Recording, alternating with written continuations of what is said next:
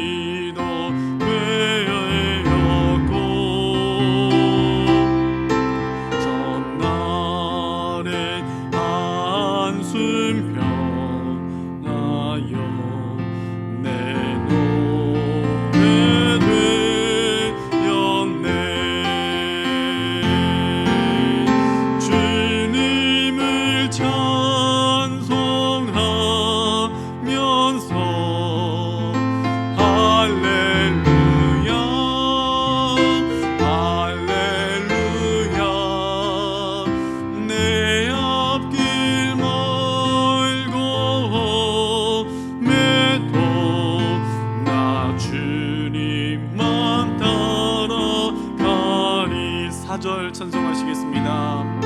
내 주와 맺은 언약이 영불 변하시니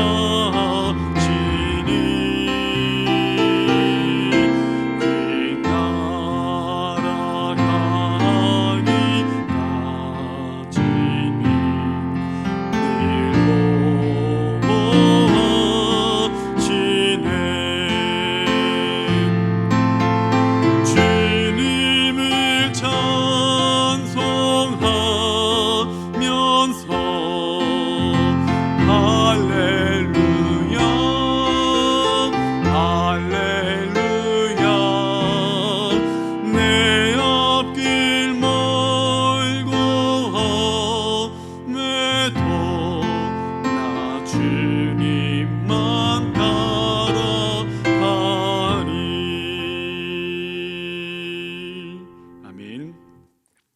오늘 우리에게 주신 하나님의 말씀은 사도행전 28장 1절부터 10절까지의 말씀입니다. 사도행전 28장 1절로부터 10절까지의 말씀, 우리 함께 화면을 보시면서 함께 봉독하도록 하겠습니다. 우리가 구조된 후에 안즉 그 섬은 멜리데라 하더라. 비가 오고 날이 참해 원주민들이 우리에게 특별한 동정을 하여 불을 피워 우리를 다 영접하더라. 바울이 나무 한 묶음을 거두어 불에 넣으니 뜨거움으로 말미암아 독사가 나와 그 손을 물고 있는지라. 원주민들이 이 짐승이 그 손에 매달려 있음을 보고 서로 말하되 진실로 이 사람은 살인한 자로다. 바다에서는 구조를 받았으나 공의가 그를 살지 못하게 함이로다 하더니 바울이 그 짐승을 불에 떨어버림에 조금도 상함이 없더라. 그들은 그가 붙든지 혹은 갑자기 쓰러져 죽을 줄로 기다렸다가 오래 기다려도 그에게 아무 이상이 없음을 보고 돌이켜 생각하여 말하되 그를 신이라 하더라. 이 섬에서 가장 높은 사람 보블리오라 하는 이가 그 근처에 토지가 있는지라. 그가 우리를 영접하여 사흘이나 친절히 머물게 하더니 보블리오의 부친이 열병과 이질에 걸려 누워 있거늘 바울이 들어가서 기도하고 그에게 안수하여 낫게 하며 이러므로 섬 가운데 다른 병든 사람들이 와서 고침을 받고 후한 예로 우리를 대접하고 떠날 때에 우리 쓸 것을 배에 실었더라. 아멘. 사도행전 7장에 보면은 스데반의 순교의 장면이 나옵니다. 모두가 다 돌을 던지는 그런 상황 가운데 스데반은 이 구속사의 모든 설교를 마친 뒤에 그가 순교를 하게 됩니다. 놀라운 것은요, 스데반이 순교하기 직전에 하늘이 열리고 그리고 인자가 하나님 우편에 서 계신 것을 그가 봅니다. 그리고 그는 무릎을 꿇고 자신을 죽이려고 하는 이들을 위해서 중보기도 하였다는 것입니다. 현재 코로나와 또 경기 침체 그리고 집에만 있어야만 하는 그런 가정의 모든 어려움으로 인해서 지금 분노와 두려움 그리고 혈기가 나는 이 시대 상황 속에서 우리는 더욱더 하늘을 주목해야 합니다. 그리하여 하늘이 열리고 그리고 인자가 바로 우편에 서 계신 것을 이 나라, 이 민족 그리고 이 백성들 위해 함께 하고 계시는 것을 우리는 모두 볼 수 있어야만 합니다. 그리고 우리 부평제일교회 성도들이 바로 이런 순교자의 자세로 혼란과 두려움 그리고 증오 속에 있는 이 나라, 이 백성들을 위해서 바로 스데반처럼 중보할 수 있는 그런 믿음의 백성들, 기도하는 백성들 되시기를 주님의 이름으로 축원합니다. 비록 지금 함께 모여서 예배할 수 없는 상황이지만 그러나 이 시간 가정에서 함께 모여서 예배하는 바로 여러분들 위해 하나님의 은혜가 충만하게 넘치기를 축원합니다. 사도행전 27장에 보면은 구금되어 있던 바울이 이 로마 황제에게 재판을 받기 위해서 배에 오릅니다. 그 배에는 여러 그룹의 구성원들이 함께 탔었는데요. 첫 번째는 바로 로마 백부장과 호송을 맡은 군인들이 타고 있었고 그리고 해외 주둔을 끝내고 본대로 돌아가는 군인들이 그 배에 타고 있었습니다. 두 번째는요, 이 배는 당시 무역선이었기 때문에 많은 상인들이 이 배에 타고 있었습니다. 세 번째는 여행객들이 있었고 그리고 선주와 선원들이 그 배에 타고 있었죠. 그리고 마지막으로 이 바울과 같은 그 죄수들이 당시 그 배에 타고 있었습니다. 성경은 그 배에 탄 인원수가 276명이라고 그렇게 말씀하고 있습니다. 276명을 태운 배가 이 로마를 향해 출항을 하는데 그만 유라굴로라고 하는 그 광풍을 만나서 14일 동안 그야말로 죽을 고생을 하면서 살 소망을 다 잃었다가 바울로 인하여서 희망을 다시 되찾게 됩니다. 이후 배는요 파선이 되었지만 놀랍게도 276명이요 모두 다 구원을 받습니다. 그야말로 기적 중의 기적이었죠. 그리고 바울의 예고대로 어느 한 섬에 이르게 되는데 그 섬의 이름이 바로 멜리데라고 하는 그런 섬이었습니다. 당시 멜리데 섬에는요 원주민들이 살고 있었죠. 그들 입장에 있어서 생각해 봤을 때 어느 날 갑자기 276명이나 되는 그 사람들이 한꺼번에 그 조난을 당해서 자신들이 살고 있었던 그 섬으로 몰려드는 그 모습을 볼 때에 그들은 분명히 적잖게 많이 당황했을 것이라는 겁니다. 게다가 276명의 그 구성원들을 보니까 로마 군인들도 있었고 죄수들도 있었다는 거예요. 이들은 당시 이 276명의 이 사람들을 어떻게 대해야 될지 굉장히 난감했을 것입니다. 자, 그래도 그들은요 이 사람들을 동정하여 불을 피워주고 또 그들을 영접해 주었습니다. 28장 2절에 보니까 비가 오고 날이 참해, 자 그렇게 말씀하고 있는데 이는 겨울이 시작되었다라는 뜻이기도 합니다. 28장 3절에 보니까요 사도 바울이 땔감 나무를 불에 넣기 위해서 그 나무를 집어드는 순간에 독사가 나와서 이 바울의 손을 물어버립니다. 자, 순간 이 멜리데 섬 사람들이요 바울이 지금 굉장히 대단히 큰 죄를 지어서 신의 노여움을 샀다라고, 자 그렇게 그들은 생각을 합니다. 야, 저 사람이 그 광풍에서 어떻게 살아났는지 모르겠지만 분명히 살인자가 분명하다. 자, 그러니 이 독사가 저 사람의 손을 물어서 지금 죽이려고 하는구나. 독사에 물렸으니 저 살인자는 반드시 죽게 되겠구나. 자, 모두가 다 그렇게 생각을 했다는 겁니다. 자, 그런데 놀랍게도 반전이 하나 일어나죠. 그들의 예상과는 달리 바울이요, 붙지도 않고 죽지도 않았습니다. 오래 기다려도 이 바울에게 아무런 이상이 없자 이번에는 바울을요, 살인자에서 신으로 부르기 시작합니다. 기다려도 죽지 않자 살인자에서 신적인 존재로 바뀌어버렸다는 겁니다. 이때부터 바울을 향한 사람들의 시선과 대접이 달라지기 시작합니다. 이 섬의 추장은 보블리오라고 하는 사람이었는데 독사에 물려도 죽지 않는 그 바울의 소문을 듣고는 자기 집으로 바울을 모셔서 사흘 동안이나 바울을 굉장히 융숭하게 대접을 합니다. 자, 그리고 그 집에서 하나님의 역사가 이제 일어나죠. 추장의 집에 가보니까 이 베드로의 장모가 앓았던 그 열병처럼 보블리오의 아버지가 당시 열병을 앓며 죽어가고 있었다는 거예요. 자, 사도 바울은 그 손을 얹어서 안수하고 기도해주고 났더니 그 추장의 아버지가 그 열병으로부터 자유함을 얻게 됩니다. 완전히 다 나아버렸다는 겁니다. 자, 그러자 이 섬에 각종 질병을 앓고 있었던 사람들이 바울을 찾아오기 시작합니다. 그리고 바울의 기도로 고침받는 역사가 일어나기 시작하죠. 그러자 멜리데 섬 사람들의 그 대접이 완전히 달라져 버립니다. 처음에는 군인들도 있고 죄수들도 있고 이 276명의 이 사람들을 어떻게 대해야 되는지 참 난감했을 것이다라는 거예요. 그러나 바울을 통해서 지금 이적이 일어나는 것을 보고 바울을 신이라 부르면서 모든 일행들을 다 잘 살펴주었을 뿐만 아니라 겨울이 지나 이 로마로 다시 떠날 때까지 또한 잘 도와주고 또 떠날 때가 되자 이 배에다가 모든 먹을 음식과 옷까지 다 준비해 주더라라는 겁니다. 사실 여러분, 이 유라굴라 광풍 속에서 276명이 한 명도 죽지 아니하고 다 구원받은 일도 기적 중의 기적이죠. 선원들도 믿을 수가 없었던 일이었습니다. 불가능한 일이었다라는 거예요. 왜냐하면 하나님께서 그들을 생명싸개로 다 지금 보호하고 계셨다라는 겁니다. 우리는 이 일을 통해서 하나님은 고난 중에서도 이적을 베풀어 주셔서 하나님의 사람을 보호하시고 또한 도움을 받게 하신다는 것을 알 수가 있습니다. 자, 그런데 한편으로는요, 이런 질문도 생긴다는 거예요. 아니, 이런 이적을 베푸시는 하나님이시라면 애초에 처음부터 왜 이 풍랑을 막아주지 아니하셨을까?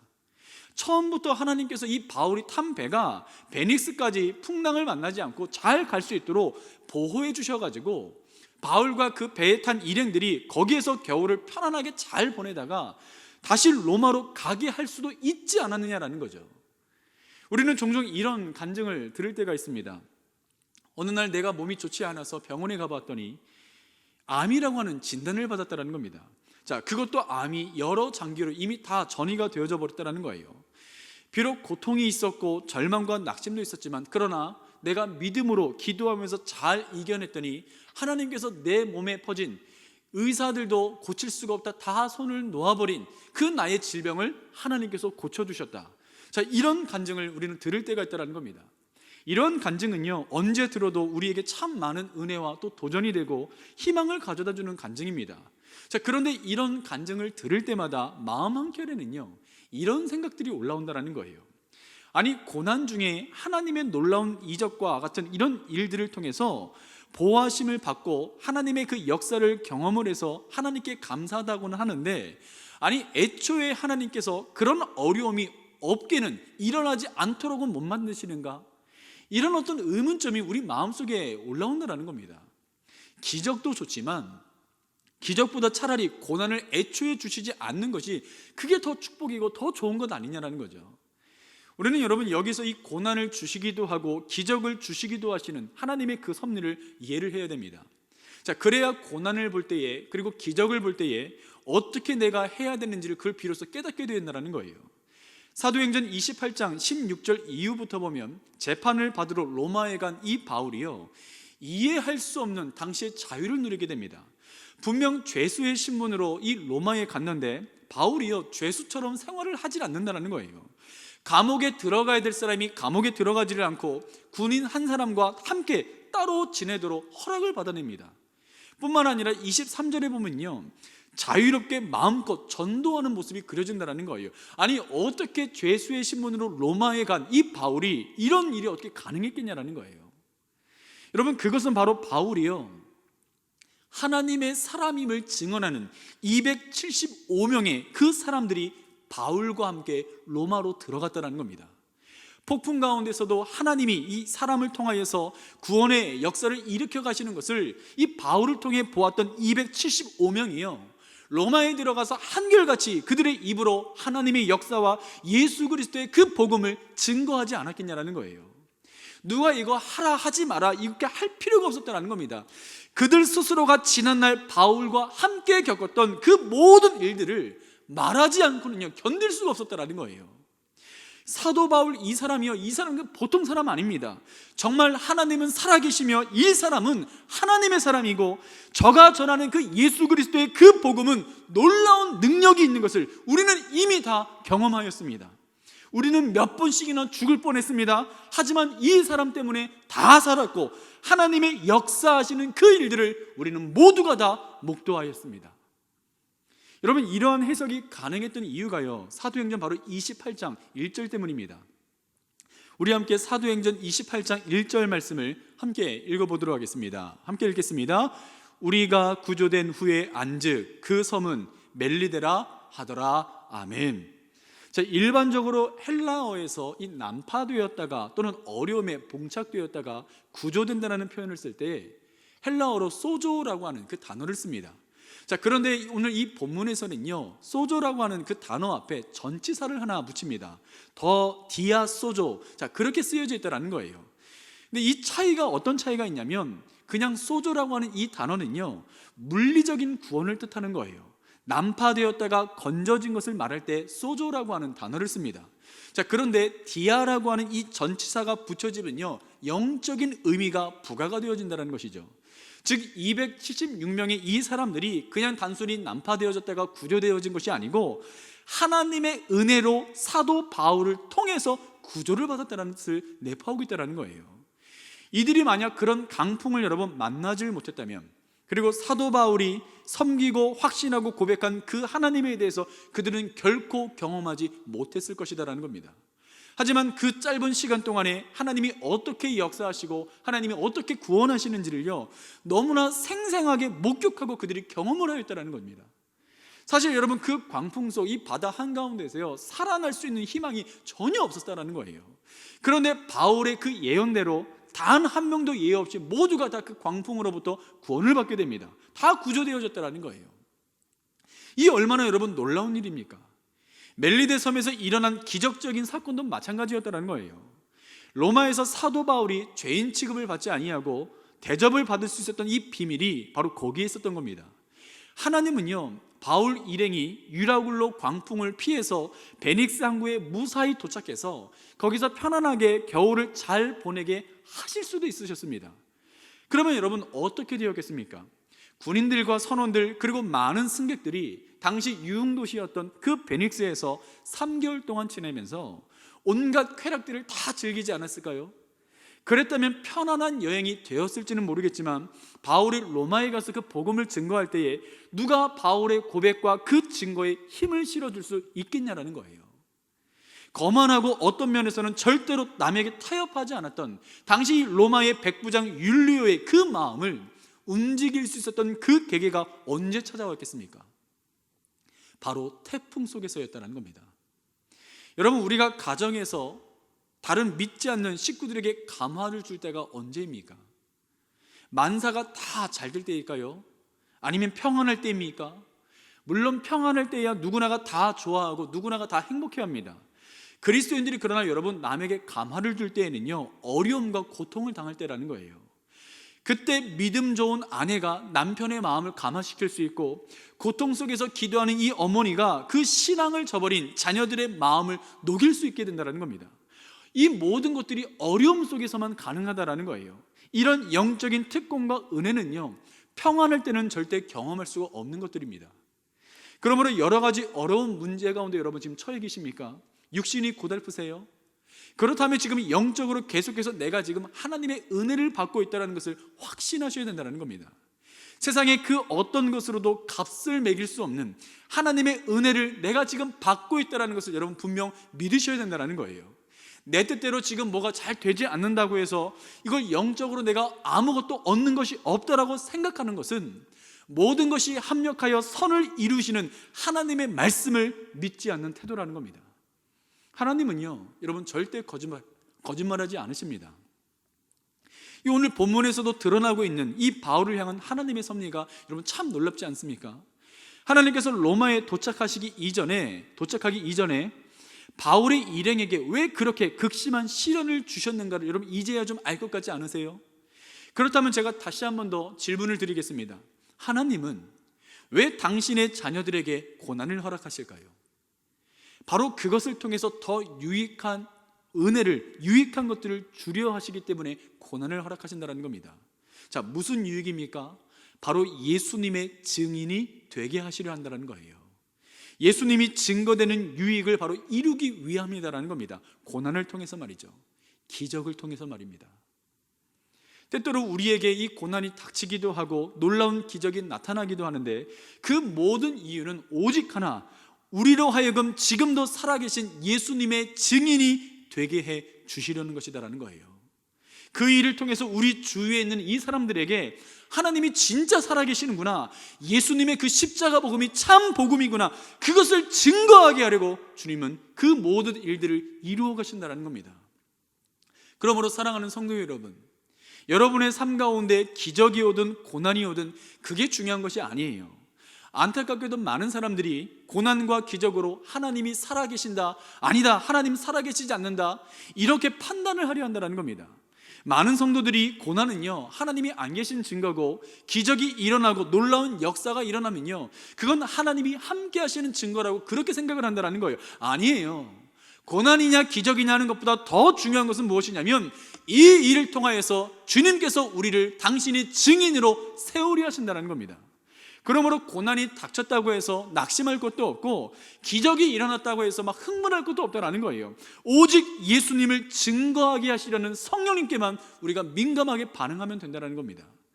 에베소서 6장 16절 말씀해 보니까 마귀가 이 불화살로 성도들을 넘어뜨리려고 역사하기 때문에 믿음의 방패를 가지라고 사도 바울이 권면을 합니다. 자, 여러분, 믿음의 방패를 지금 갖고 계십니까? 내가 지금 소유하고 있는 이 방패가 믿음의 방패인지 아닌지 여러분 잘 그걸 점검하셔야 된다는 거예요. 마귀가 불화살을 쏘아서 내가 그 방패로 막기는 막았는데 이 불화살이 그 방패를 뚫고 들어오면 어떻게 됩니까? 결국 제대로 된 방패를 가지고 있어야 된다는 거예요. 그렇다면 내가 갖고 있는 이 방패가 제대로 된 믿음의 방패인지 아닌지 그걸 어떻게 할 수 있습니까? 내가 지금 뭘 믿고 있는지를 보면 알 수 있게 된다는 거예요. 우리는 보통 믿음을요, 하나님의 능력에 초점을 맞추어서 가지고 살아갑니다. 하나님의 능력이 나타나면 야, 하나님 살아계시는구나, 반대로 고난이 닥치면요, 하나님 안 계시구나, 이렇게 생각을 해버린다는 거예요. 무엇을 가지고 내가 지금 믿음으로 삼으려 하느냐 하면 하나님의 능력을 바로 믿음으로 삼으려 해버린다는 겁니다. 자, 이런 사람들은요, 가짜 믿음의 방패를 가지고 계시는 거예요. 종이 방패를 지금 들고 있다는 겁니다. 마귀가 불화살을 쏘면요, 이 방패가요, 그 불화살을 감당하지를 못합니다. 견디지를 못해요. 왜냐하면 하나님의 이 능력은요, 마귀도 얼마든지 흉내낼 수 있기 때문에 그렇습니다. 여러분, 믿음의 방패가 무엇입니까? 하나님을 믿어도 하나님의 능력에 초점을 맞춘 그런 믿음은요, 믿음의 방패가 될 수 없다는 거예요. 하나님의 능력, 기적으로 하나님을 믿으려고 하는 분들은요, 이 미혹에 쉽게 넘어가 버린다는 겁니다. 마귀도 얼마든지 그 이적을 행할 수 있기 때문에.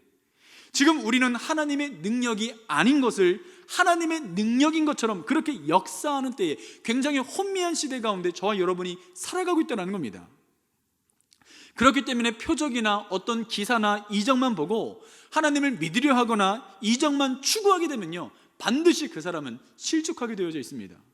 마지막 때가 오면요, 다 넘어가 버린다는 거예요. 그것으로 하나님을 믿으려고 하는 사람들은 고난이 오면 한순간에 그 믿음들 다 무너져 버립니다. 믿음의 방패를 가지려면 이 믿음을요, 하나님의 성품에 초점을 맞추셔야 된다는 거예요. 하나님은 신실하시고 사랑이시고 지혜가 충만하시며 약속을 지키시는 하나님이심에 초점을 맞추어야만 마귀의 불화살을 능히 이길 그 믿음의 방패가 준비되어진다는 겁니다. 욥은 믿음의 방패를 가졌던 전형적인 사람이었죠. 하나님께서 욥에게 큰 복을 주시자 사단이 욥을 참소하기 시작합니다. 욥기 1장 9절에서 11절 말씀해 보니까 욥이 어찌 까닭없이 하나님을 경외하리이까? 주께서 그와 그의 집과 그의 모든 소유물을 울타리로 두르심 때문이 아니니이까? 주께서 그의 손으로 하는 바를 복되게 하사 그의 소유물이 땅에 넘치게 하셨음이니이다.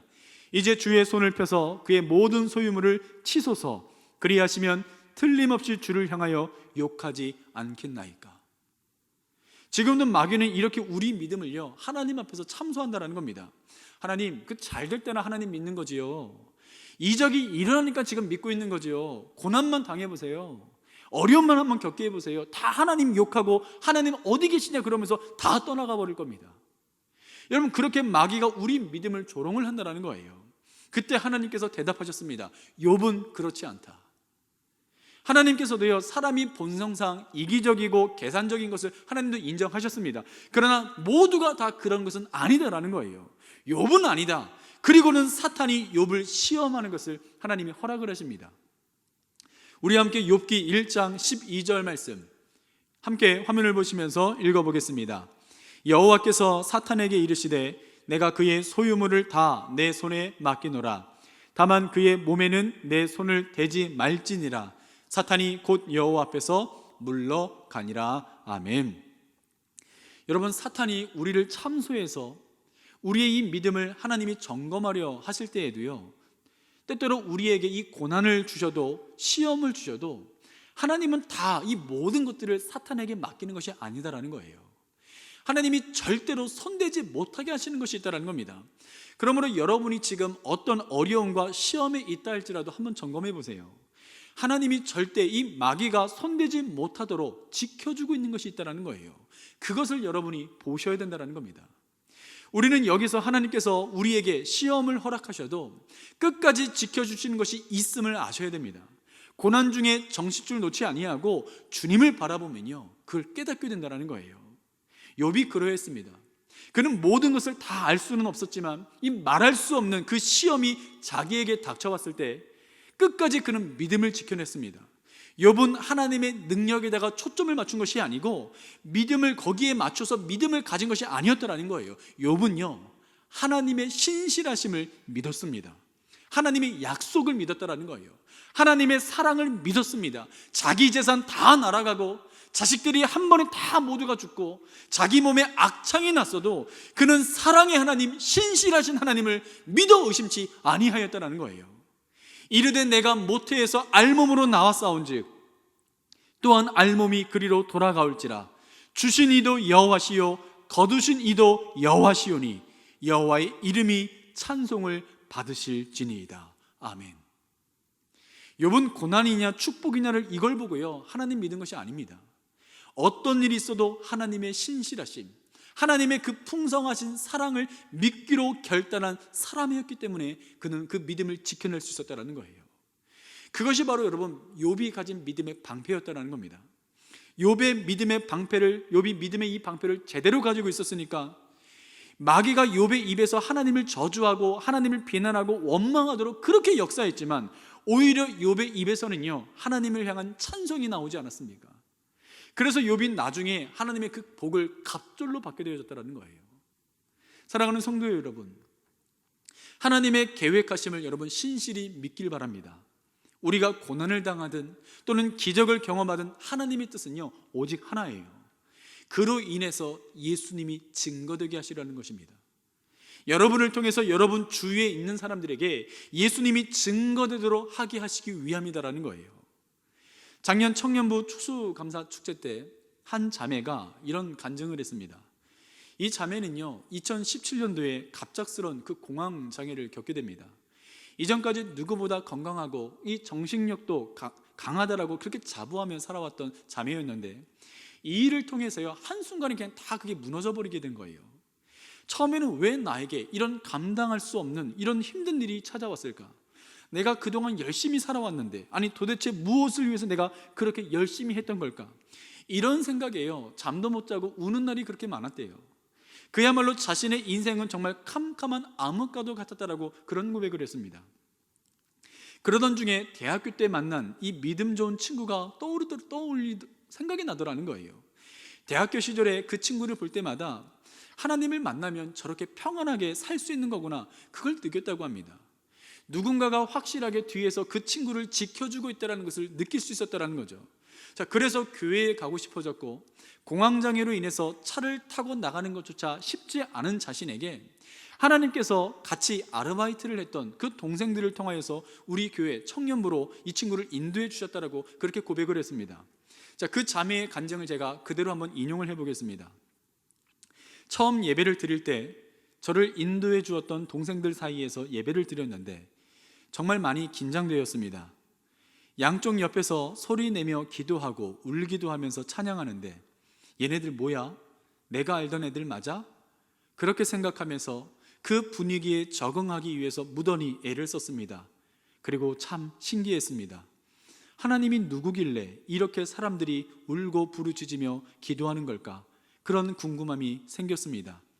이렇게 많은 사람이 믿고 있다면 진짜로 있을 수도 있겠구나 하는 생각이 들었습니다. 그렇게 첫 예배를 마치고 아리송한 기분으로 나왔는데 이상하게 또 가고 싶은 마음이 들었습니다. 그런데 그 다음 예배가 될수록 제 마음에 이상한 평안함이 찾아왔어요. 찬양의 가사가 다 저에게 해주시는 위로의 손길 같았습니다. 특히 본 어게인이라고 하는 찬양에 너희가 나를 택한 것이 아니요 내가 너희를 택하여 세웠나니, 그 가사가 제 마음에 박혔어요. 여태 몸에 힘을 꽉 준 채로 살아왔지만 정작 제 안에 남아있는 것이라고는 하나도 없었던 그런 제게 고생했다고 말씀해 주시는 하나님의 위로였습니다. 또 이곳 교회까지 잘 왔다고, 이제 됐다고, 내가 너를 여기까지 불렀으니 이제 나를 만나기만 하면 된다 말씀하시는 하나님의 음성같이 들렸습니다. 아무것도 달라지지 않았고 죽음에 대한 두려움 또한 여전했지만 제 마음에는 그렇게 조금씩 평안함이 찾아오기 시작했습니다. 가끔 여전히 공황 발작이 올 것 같은 그런 신체 증상이 나타날 것 같을 때도 있었고 또 힘들 때도 많고 좌절할 때도 있습니다. 그래서 왜 하나님은 한 번에 나를 고쳐주시지 않는 거야 하고 의문이 들 때도 있습니다. 그러나 이 과정을 통해 제 마음에 남아있는 두려움과 상처를 하나씩 저의 속도대로 맞추어 가고 계신다는 것을 이제는 알고 있습니다.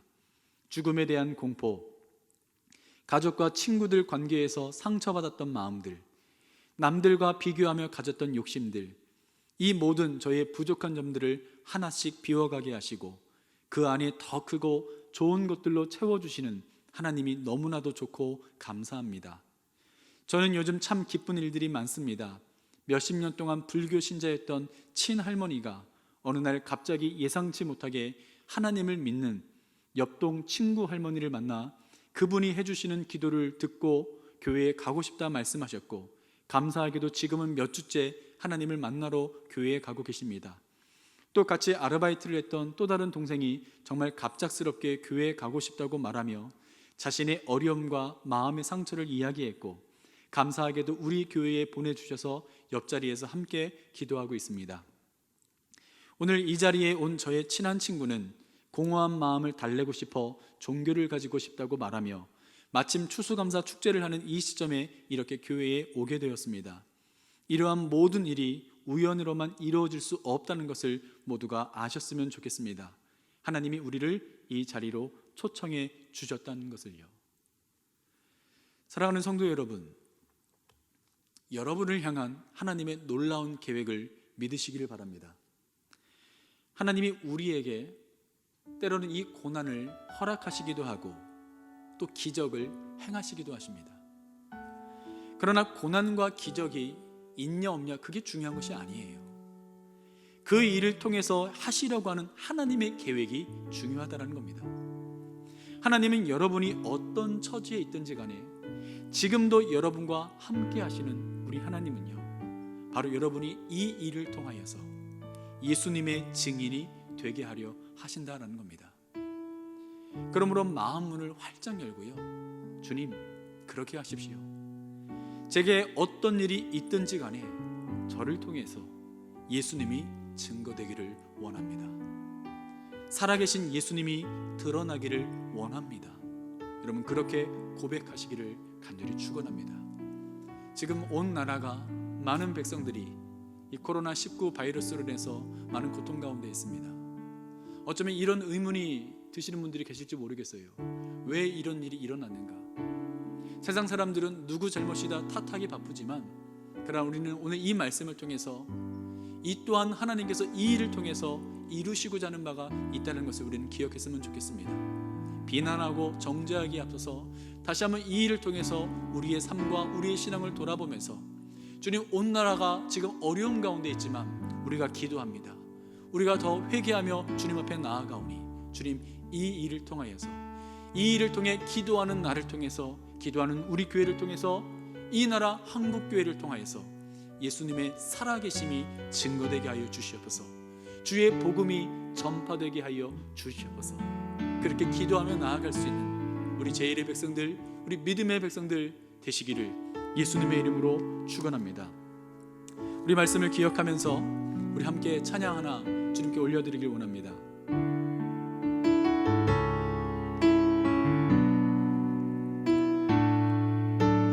우리 가사를 잘 생각하시면서 함께 고백할까요? 은혜 아니면 살아갈 수가 없네. 은혜 아니면 살아갈 수가 없네. 복음마저도 다 주의 것이니, 세상 평안과 위로 내게 없어도 예수, 오직 예수뿐이네. 다시 한번 고백할까요? 은혜 아니면 살아갈 수가 없네. 복음마저도 다 주의 것이니, 참된 평안과 위로 내게 없어도 예수, 오직 예수뿐이네. 크신 계획 다 볼 수도 없고, 작은 고난에 지쳐도 주께 묶인 나의 모든 삶 버티고 견디게 하시네. 은혜 아니면 살아갈 수가 없네. 나의 모든 것 다 주께 맡기니, 참된 평안과 위로 내게 주신 주 예수, 오직 예수뿐. 우리 한 번 더 고백합니다. 크신 계획 다 볼 수도 없고, 크신 계획 다 볼 수도 없고, 작은 고난에 지쳐도 주께 묶인 나의 모든 삶 버티고 견디게 하시네. 은혜 아니면 살아갈 수가 없네. 나의 모든 것 다 주께 맡기니, 참된 평안과 위로 내게 주신 주 예수, 오직 예수뿐이네. 참된 평안과 위로 내게 주신 주 예수, 오직 예수뿐. 우리 마지막으로 한 번 더 고백할까요? 참된 평안과 위로 내게 주신 주 예수, 오직 예수뿐이네.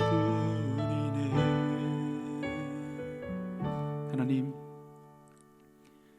나라가 어려움 가운데, 두려움 가운데 붙잡혀 있는 상황 속에서 우리 믿음의 백성들, 그러나 눈에 보이는 상황에 좌지우지되는 것이 아니라 다시 한번 믿음의 눈을 들어 하늘을 보게 하여 주시옵시고, 하나님이 우리와 함께하고 계심을, 우리를 지키고 붙들고 계심을 보게 하여 주시옵소서.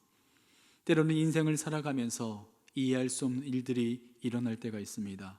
원치 않는 고난을 겪을 때가 있습니다. 그러나 그 모든 일 배후에 하나님의 뜻이 있음을 오늘 말씀을 통해 우리는 보게 됩니다. 그러므로 아버지 하나님, 나에게 지금 고난이 있느냐, 기적이 일어났느냐, 그 일을 통해서 우리가 하나님을 판단하고 생각하는 것이 아니라 이 일을 통해서 하나님이 나에게 지금 원하시는 것이 무엇인지를 깨닫게 하여 주시옵시고, 무엇보다 우리의 삶 가운데 일어나는 그 모든 일들, 때로는 좋은 일들, 때로는 좋지 않은 일들을 통해서도 하나님은 구원의 역사를 이루어가고 계신다는 것을 기억하게 하여 주시옵소서. 이 모든 일들을 통해 바로 우리를 예수님의 증인이 되게 하려 함이라는 것을 깨닫게 하여 주시옵시고, 더욱더 기도하면서 이 일을 통해서 온 민족이 열방의 주께로 돌아올 수 있도록 더욱더 기도하는 우리 믿음의 백성들 되게 하여 주시옵소서. 가정에서 예배드리는 우리 성도들을 축복하여 주시옵시고, 그들의 자녀들, 가족 식구들 한 사람 한 사람을 주님 책임져 주시옵시고, 우리가 합심으로 기도하며 나아갈 때 하루속히 이 모든 어려움이 잘 종식되어질 수 있도록, 해결되어질 수 있도록 도와주시옵시고, 이 일을 위해서 또한 애쓰고 수고하는 우리 모든 정부 고위 관료들과 또 봉사자들 위해 하나님이 함께하여 주시고 그들에게 지혜와 세임을 허락하여 주시옵소서. 이제는 우리를 죄와 사망에서 구원하신 우리 주 예수 그리스도의 크신 은혜와 우리 아버지 하나님의 무한하신 사랑하심과 성령님의 감화감동, 위로내주 교통하심이 언제나 어디에서나 우리와 함께 하시는 하나님을 바라보며 날마다 어떠한 상황 속에서도 예수님의 복음을 전하며 주님의 증인으로서 살아가기를 원하는 이 자리에 고개 숙인 하나님이 사랑하시는, 함께 영상을 통해 예배하는 우리 모든 우리 제1의 백성들 한 사람 한 사람 머리 위에, 또한 이 코로나19 바이러스로 인해서 정말 목숨을 걸고 정말 수고하고 애쓰는 우리 모든 하나님이 사랑하시는 백성들 위에, 또 질병으로 고통당하는 하나님의 자녀들 위에 지금으로부터 영원토록 함께하여 주시옵기를 간절히 축원하옵나이다. 아멘.